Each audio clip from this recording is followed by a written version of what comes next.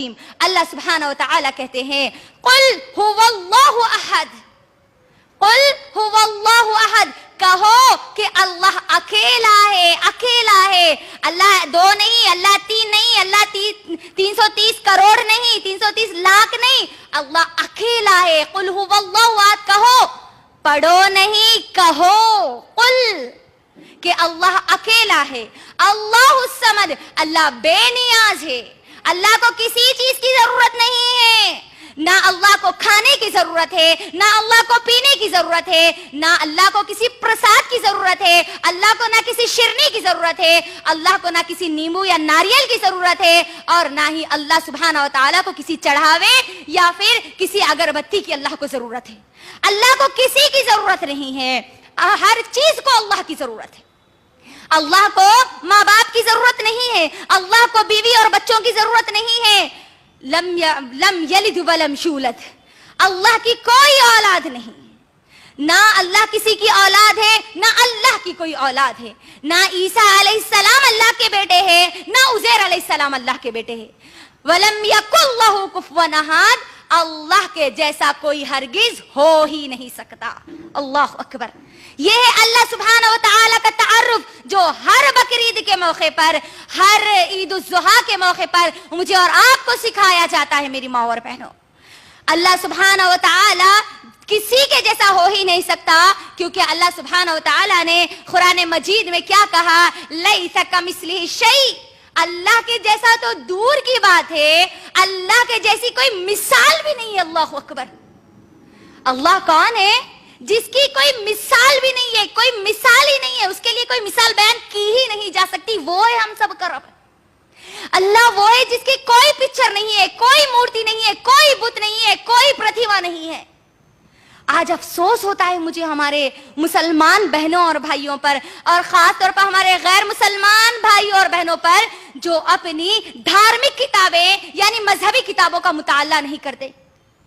ہمارے مسلمان بھائی اور بہنیں جو آج اللہ کے ساتھ اوروں کو شریک کر لیتی ہے کہ اللہ بھی اولاد دیتا ہے اور کوئی اور بابا یا پیر بھی اولاد دیتے ہیں، تو میری ماں اور بہنوں، ہم کو قرآن کھول کر پڑھنے کی ضرورت ہے۔ آج ہم قرآن سے دور ہونے کی وجہ سے ہمارا یہ عقیدہ اتنا خراب ہو چکا ہے، اس عقیدے کی خرابی کی وجہ سے ہم جہنم میں جانے کا ذریعہ یہ بن سکتے ہیں۔ میری بہنوں، آج ہمارے مسلمانوں کو بھی قرآن کھول کر پڑھنے کی ضرورت ہے، اور ہمارے غیر مسلمان بہنوں اور بھائیوں کو بھی ان کی مذہبی کتابوں کا مطالعہ کرنے کی ضرورت ہے، کیونکہ مورتی پوجا، بت کی پوجا کرنا، کسی اسٹیچو کی پوجا کرنا، یہ ہندوازم کے مطابق بھی غلط ہے، اس کے خلاف ہے۔ اگر ہم ہندوؤں کی مذہبی کتاب یجوروید کا اگر مطالعہ کریں گے، یجوروید ادھیائے نمبر 32 شلوک نمبر 3 میں آتا ہے، ناتسیہ پرتیما استی، دیر از نو امیج آف گاڈ، اللہ کا جو ہم سب کا کریٹر ہے، ہم سب کا جو رب ہے، اس کی کوئی پرتیما نہیں ہے، اس کا کوئی امیج نہیں ہے، اس کی کوئی فوٹو نہیں ہے، اس کی کوئی پکچر نہیں ہے۔ ہم کو دیکھنا چاہیے، غور کرنا چاہیے کہ ہم سب کا کریٹر آخر کون ہے؟ ایک اکیلا اللہ سبحانہ و تعالیٰ، جس کو یاد دلانے کے لیے ہر سال اللہ سبحانہ و تعالیٰ سیرت ابراہیم ہم تمام لوگوں کے درمیان بیان کرتے ہیں۔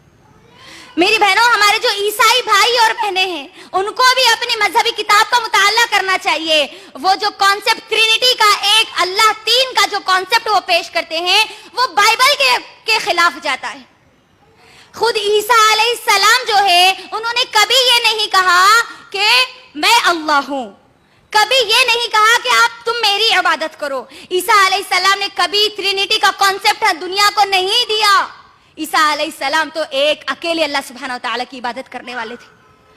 آج ہمارے جو عیسائی بھائی اور بہنیں ہیں، جس کانسیپٹ کو وہ مانتی ہے، جس تصور کو وہ مانتی ہے کہ اللہ ایک نہیں، اللہ کے 3 حصے ہیں جو آج وہ کہتے ہیں، اس کے بارے میں اللہ سبحانہ و تعالیٰ قرآن مجید میں سورۃ النساء سورہ نمبر 4 کی آیت نمبر 171 میں کہتے ہیں، وَلَا تَقُولُوا ثَلَاثَةٌ، ولا تقولوا ثلاثا انتهوا خير لكم انما الله اله واحد. اللہ سبحانہ و تعالیٰ عیسائیوں کو کہتے ہیں, کرسچنز کو کہتے ہیں کہ تم یہ مت کہو ولا تقولوا ثلاثا, تم یہ مت کہو, تم یہ ہرگز مت کہو کہ اللہ تین میں کا ایک ہے یا اللہ تین ہے. یہی تمہارے لیے بہتر ہوگا. انتہوا خیر لکم, یہی تمہارے لیے خیر کی چیز ہوگی.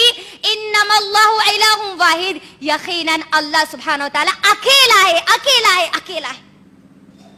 میری بہنوں, میں یہ باتیں آپ سب کو کیوں بتا رہی ہوں؟ میں آپ تمام لوگوں کے درمیان یہ سب باتیں کیوں رکھ رہی ہوں؟ کیونکہ ابراہیم علیہ السلام کے دور میں بھی وہ شرک جو آج ہمارے اس دور میں ہے, اس دور میں بھی موجود تھا. اور ابراہیم علیہ السلام کے دور میں جو مورتی پوجا کی جاتی تھی, جو بت کی پوجا کی جاتی تھی, ابراہیم علیہ السلام نے ان لوگوں کو اللہ کی وحدانیت کی دعوت دی, اللہ کی توحید کی دعوت دی. میری بہنوں, ہم سب کو ابراہیم علیہ السلام کی زندگی سے یہ سبق ملتا ہے کہ ہم ہر حال میں اللہ کی عبادت کرنے والے بنے. کس کی عبادت کرنے والے بنے؟ ہر حال میں اللہ سبحانہ و تعالیٰ کی عبادت کرنے والے بنے. ہر حال میں ہر وقت صرف اور صرف اللہ کو پکارنے والے بنے, اللہ سے دعائیں کرنے والے بنے, اور اللہ کو ڈائریکٹ پکارے. اللہ کو کسی وسیلے کی ضرورت نہیں ہے. آپ اللہ سے ڈائریکٹ مانگیے, آپ کو اللہ سے مانگنے کے لیے کسی وسیلے کی ضرورت نہیں ہے, ہرگز نہیں ہے. کیونکہ یہ سبق بھی ہم کو ابراہیم علیہ السلام کی زندگی سے ملتا ہے. میری بہنوں, ہم کیا سمجھتی ہے کہ ہم اگر اللہ سے دعا کرتے ہیں تو اللہ ہماری دعاؤں کو قبول نہیں کرے گا, ہم کو وسیلے کی ضرورت ہے. اگر ہم ابراہیم علیہ السلام کی سیرت کو اگر اچھے سے غور سے سنے ہوں گے تو ہم کو یہ یاد ہوگا کہ ابراہیم علیہ السلام کو جب گھر سے نکال دیا گیا تو تب انہوں نے کسی وسیلے کو نہیں پکارا. ابراہیم علیہ السلام کے قوم نے ابراہیم علیہ السلام کو آگ میں ڈالنے کے لیے تیار کر دیے. اس وقت بھی ابراہیم علیہ السلام کسی کا وسیلہ نہیں لیا. جس وقت ابراہیم علیہ السلام کو آگ میں ڈالا جا رہا تھا, مختلف احادیث میں آتا ہے کہ بارش کا فرشتہ بھی وہاں پر موجود تھا, پہاڑ کے فرشتے بھی وہاں پر موجود تھے, مختلف فرشتے وہاں پر موجود تھے. بس اللہ کے حکم کا انتظار کر رہے تھے کہ اللہ کا حکم آئے اور وہ ابراہیم علیہ السلام کو بچا لے. لیکن ابراہیم علیہ السلام اپنے چہرے پر مسکراہٹ لیے ہوئے کیا کہہ رہے تھے اس وقت؟ حسبی اللہ و نعم الوکیل, بے شک میرا اللہ میرے لیے کافی ہے. اللہ اکبر. مجھے بتائیے, کیا ابراہیم علیہ السلام نے کسی وسیلے کو پکڑا, کسی اور کو پکارا؟